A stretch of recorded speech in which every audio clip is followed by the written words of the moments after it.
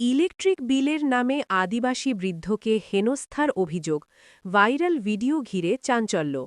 আদিবাসী বিরোধী আচরণের অভিযোগ তুলে সোশ্যাল মিডিয়ায় একটি ভিডিও ঘিরে তীব্র চাঞ্চল্যের সৃষ্টি হয়েছে।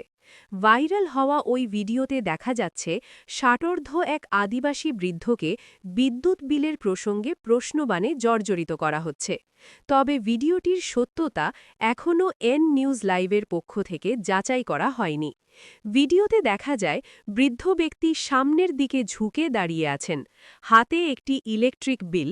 ভিডিওতে উপস্থিত এক ব্যক্তি তাকে প্রশ্ন করেন, কত টাকার বিল এসেছে? উত্তরে বৃদ্ধ জানান বিলের পরিমাণ ১ লক্ষ টাকা। এরপর প্রশ্ন করা হয়, কিভাবে দিলেন? বৃদ্ধ ব্যক্তি জানান ওই টাকা জোগাড় করতে তাকে নিজের জমি বিক্রি করতে হয়েছে। যে ব্যক্তি দৈনন্দিন জীবনে ন্যূনতম চাহিদা পূরণ করাই কঠিন, তার ঘরে কিভাবে ১ লক্ষ টাকার বিদ্যুৎ বিল আসে, এই প্রশ্ন ঘিরেই শুরু হয়েছে বিতর্ক। ভিডিওটি ছড়িয়ে পড়ার পর বহু মানুষ একে শাসনের ব্যর্থতা ও প্রান্তিক জনগোষ্ঠীর ওপর শোষণের নিদর্শন বলে দাবি করছেন।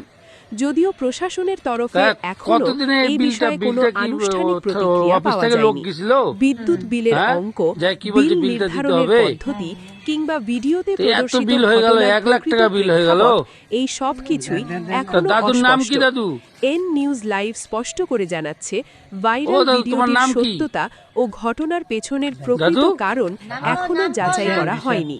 যাচাই সম্পন্ন হলে এই বিষয়ে বিস্তারিত ও নিশ্চিত তথ্য প্রকাশ করা হবে।